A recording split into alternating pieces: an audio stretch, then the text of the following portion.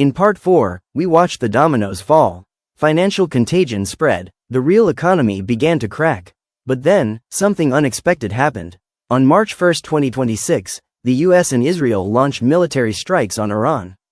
The world changed overnight. This isn't just another Middle East conflict. This is an economic earthquake. Welcome to Part 5. The Impossible Trinity meets the oil shock. Before the war, we explored the central bank's nightmare, the Impossible Trinity. 3 paths, all painful. Inflation, deflation, stagflation. But the war has changed everything. The theoretical is now real. And this reality is far more dangerous than any textbook imagined. Let's briefly revisit the 3 paths. First, deflation. Prices fall. Sounds good? It's not. It's a silent killer. When prices fall, consumers wait. Spending stops. Production stops. Layoffs accelerate. Japan's lost decades show us this nightmare. Second, inflation. Prices rise. Your savings lose value. But inflation has a secret advantage for governments. It erodes debt. This is the inflation tax. The government prints money, you lose purchasing power. A hidden wealth transfer. Third, stagflation. The worst of both worlds. Economy shrinks, prices rise. The 1970s are the classic example. Central banks were helpless then. Raising rates would kill growth. Cutting rates would fuel inflation. A trap, that was the theory. But before central banks could choose their path, the war chose for them. Hours after the strikes, the world's largest shipping company, Maersk, suspended routes through the Suez Canal. Ships now go around Africa. Why does this matter? Because 12% of global trade passes through the Suez. Every day of delay costs billions. Then, OPEC announced that 8 major oil-producing nations will increase production by only 206,000 barrels per day starting in April. To understand how tiny that is, the market was expecting at least 500,000. This is a drop in the ocean. Why is OPEC holding back? Because higher oil prices benefit many of its members. This is politics dressed as economics. The Strait of Hormuz is now a war zone. The world's most important oil choke point. 20% of global oil passes through here daily. The United Arab Emirates, once a safe haven, is now a target. Iran hit Fujairah port twice. Oil loading operations suspended. Dubai International Airport, the world's busiest, was hit by Iranian drones. 4 people wounded. Flights briefly suspended. Iran's threat expanded.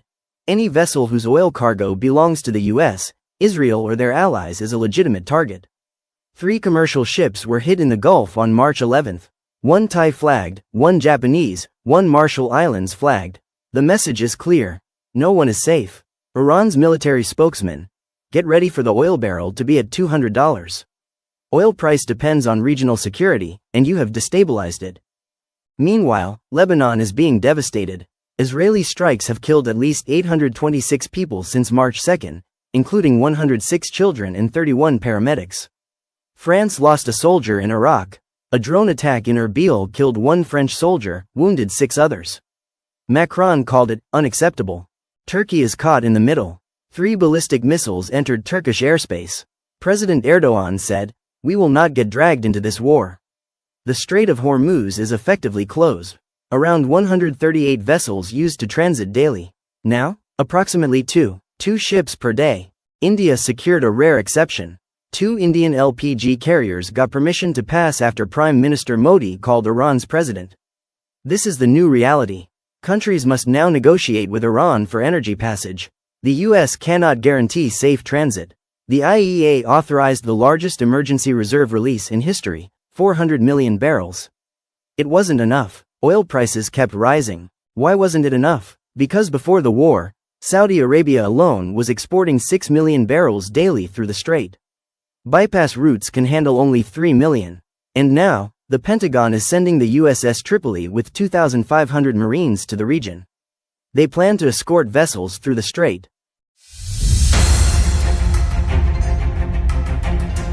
But experts are skeptical. The Sufan Center warns, any escort mission would face persistent threats from Iranian missiles and drones. The risk may cost more than the profit. In mines, the US says it destroyed 16 Iranian mine-laying vessels. Experts estimate Iran has 2,000 to 6,000 mines stockpiled. President Trump threatened, if mines are placed and not removed, the military consequences to Iran will be at a level never seen before. Now, the most dangerous development. Iran is threatening US companies' facilities in the region. Not military bases, corporate assets. Iran's foreign minister warned, "We will target US-linked facilities if Washington hits our energy infrastructure. But we will avoid populated areas." This changes everything. The war is no longer just military. It's economic, corporate, civilian infrastructure is now in the crosshairs. Meanwhile, the US is planning to strike Iran very hard over the next week, according to Trump. The war is escalating, not ending. Now, let's go back to our three paths. How has the war changed them? Let's start with deflation. Deflation seems unlikely now. War creates scarcity. Scarcity creates inflation. The deflation path is closing. What about inflation? The war is a massive inflationary force. Oil at $100 plus. Supply chains broken. Food prices rising. Brent crude hit $92.69 on March 6. It's now fluctuating between $84 and $117. The market is in chaos. But here's the paradox. War also destroys demand. People lose jobs. Businesses close. That's deflationary. So we have two forces pulling in opposite directions. Inflation from supply shocks. Deflation from demand destruction. This clash creates the third path, stagflation. The worst of both worlds. And that's exactly where we're heading. The US just revised Q4 GDP down to 1.4%. But core inflation is 2.7%. And oil is above $100. The numbers are already screaming stagflation. And this is before the full effects of the war hit. The oil shock hasn't even fully priced in yet. The worst is ahead. The Fed is now truly trapped. They can't cut rates to help the economy because inflation is rising. They can't raise rates because the economy is slowing. Markets are already reacting. Traders are betting that the Fed will cut rates less this year. Some are pricing in no cuts at all. The gold paradox. Now, the question everyone is asking. If there's a war, if stagflation is coming, why isn't gold exploding? The answer is in the nature of the crisis. When panic hits, investors sell everything. They need cash. They need dollars. This is called liquidity tightening. First, sell what you can. Then, buy what's safe. Gold's move is delayed, not cancelled. The dollar is still the king in a crisis. The US dollar index surged. Money flows to the dollar, even if the crisis originates in the US. Gold is caught in the middle. It's a safe haven, but it doesn't pay interest. In a liquidity crisis, yield matters less than survival. But analysts are watching. Morgan Stanley predicts gold at $6,300 by year-end. Deutsche Bank says $6,000. They see the delayed rally. Why? Because when the panic subsides, when investors look for safety again, gold will be there. And the supply is tight. Central banks have been buying gold at record levels for years. They know what's coming. They're preparing. Now, let's talk about the currency war. Remember what Treasury Secretary Bessent said at Davos? US sanctions are designed to collapse Iran's currency.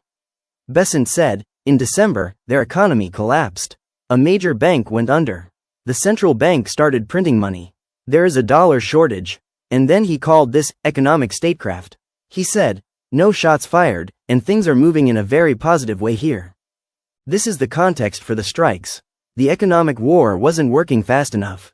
So they added military force. But here's the irony. There's a rumor circulating. Some say Putin is considering selling oil for dollars again, in exchange for sanctions relief. Why would Putin do that? Because China might be paying less than market price. The yuan trap, they call it. Dollars are still real money. This is the great irony. The war with Iran, which was partly about de-dollarization, could actually strengthen the dollar if Russia comes back. So where does this leave us? We have a war, an oil shock, a currency war, a central bank trap, and a gold paradox. 5 fuses, all burning at once. The Impossible Trinity we discussed before has escaped the textbooks. It's now a 3-headed monster breathing fire on the global economy. And all 3 heads are wide awake. The old rules don't apply. The Fed's playbook is useless. They've never faced anything like this. A war that strengthens the dollar but also causes inflation. In part 6, we'll ask the final question.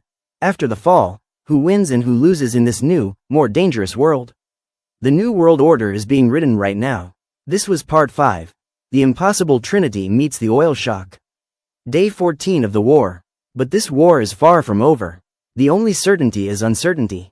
Stay tuned, stay alert.